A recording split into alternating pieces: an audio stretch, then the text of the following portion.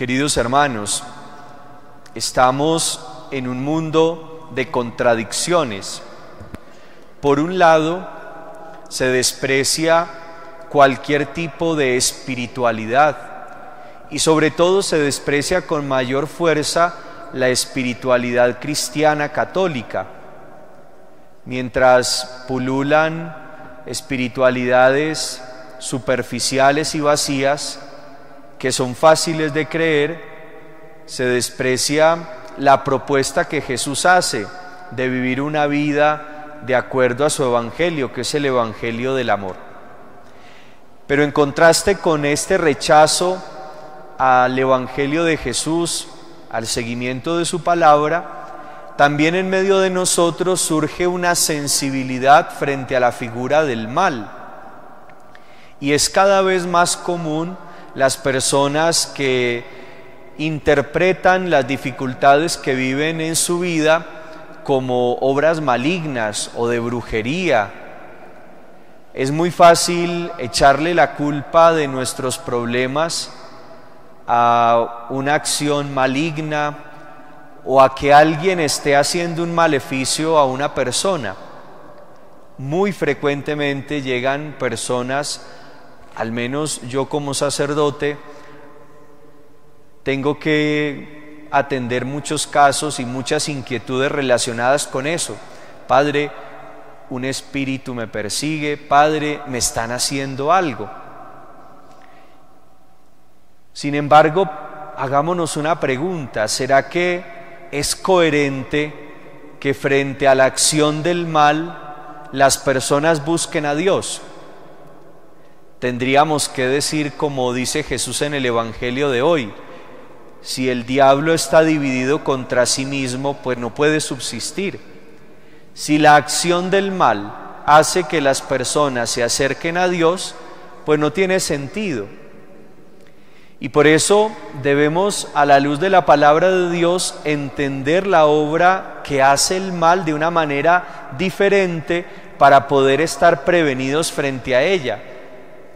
Y es que nuestra visión del demonio y del mal está muy influenciada por las películas de Hollywood, por esas películas de terror que nos hacen ver al demonio como algo de apariencia fea y desagradable y que tiene expresiones tenebrosas, como arrojar la gente al suelo o como hacer que la gente eche babasa por la boca o cosas de ese tipo.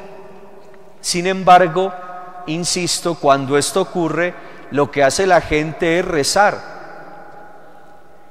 No tiene sentido. La obra del mal es más sutil y es más astuta. ¿Qué hace el mal?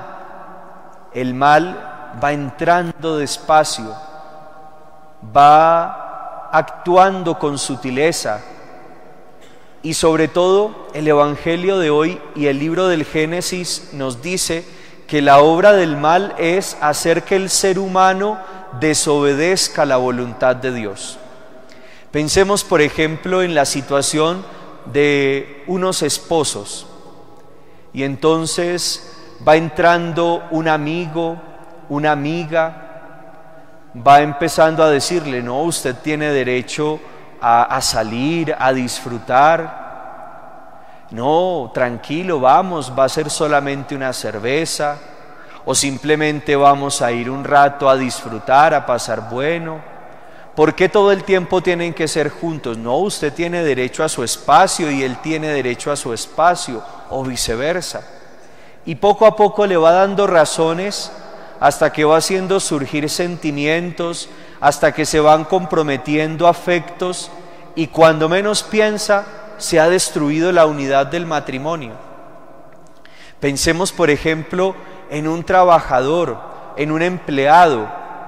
Es que le pagan muy poquito, es que esto no es justo, es que el trabajo es muy duro. No, usted tiene derecho a coger algo, a tomar algo. Eso es una oculta compensación. Y entonces el mal empieza a endulzarle a uno el cerebro y empieza a hacerlo ir en contra de lo que Dios le propone como voluntad. Y así por el estilo. así nos va llevando poco a poco a la mentira, poco a poco al robo, poco a poco a la infidelidad, al punto de que nos anestesia frente a la verdadera radicalidad del mal. Estamos rodeados en el mundo de maldad. Por ejemplo, la corrupción. ¿Quién le tiene miedo a la corrupción como le tiene miedo a un espanto o a un fantasma en una casa? ¿Quién le tiene miedo a la mentira como le tiene miedo a la idea de un espíritu que lo persigue a uno? Y realmente la obra del mal está ahí, en esa corrupción que nos corrompe a todos, que nos hace daño a todos. Por eso les digo que tenemos que cambiar la forma en la que pensamos que el mal actúa, porque no nos quiere asustar, no nos quiere espantar. El mal lo que quiere es alejarnos de la voluntad de Dios. Pero hay una obra más clara del mal en el ser humano, y es cerrar la puerta del corazón a la acción de Dios y a la acción de su palabra en nosotros.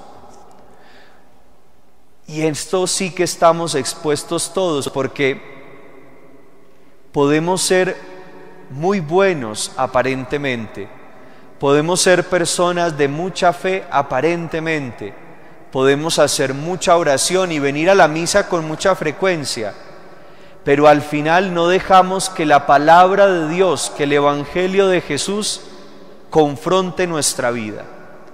¿Cuántos de nosotros, por estar sentados aquí, pensamos que ya somos buenos y no permitimos que la palabra de Dios nos confronte y nos diga qué hay de bueno y de malo en nuestra vida?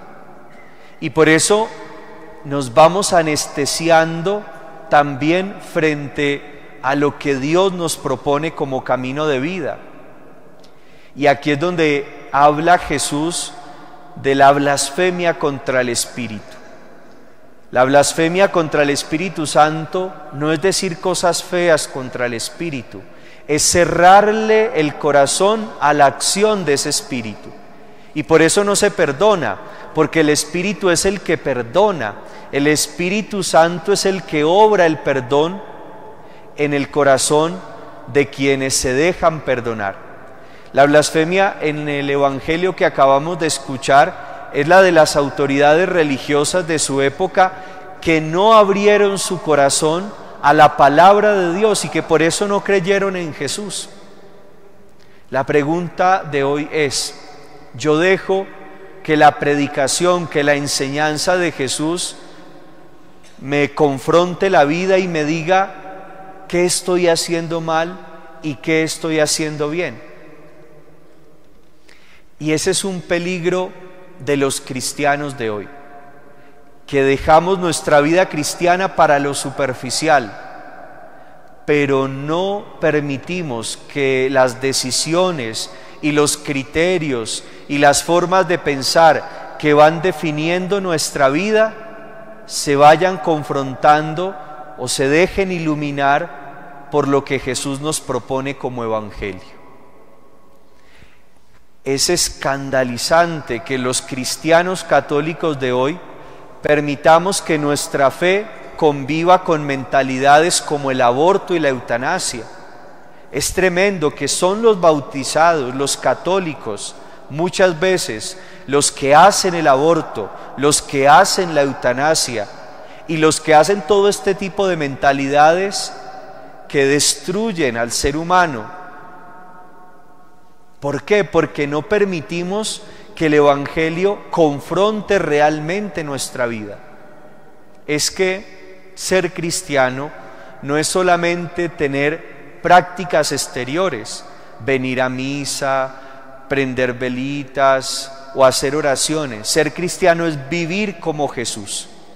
Y por eso la actitud de nosotros debe ser permanentemente de confrontación con la voluntad de Dios y con la enseñanza de Jesús. Si yo no permito que lo que Jesús me enseñe me confronte, entonces no soy cristiano.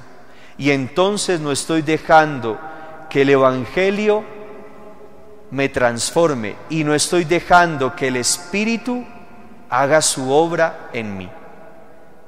Si el Evangelio de Jesús no moldea mi vida, entonces es porque tengo el corazón cerrado a lo que Jesús quiere hacer en mí. Y esa es la maldad de verdad. Y ese es el demonio de verdad. Y eso es lo que realmente nos tiene que llevar a tener miedo, que Dios no pueda entrar en nuestra vida para transformarnos. Queridos hermanos, al celebrar esta Eucaristía, pidámosle al Señor que nos haga dóciles a su palabra, que nos haga sensibles ante la doble moral y ante la doble vida que es para todos una tentación, y que nos ayude cada vez a irnos esculpiendo y conformando con la imagen que Él nos propone en su Evangelio. Amén.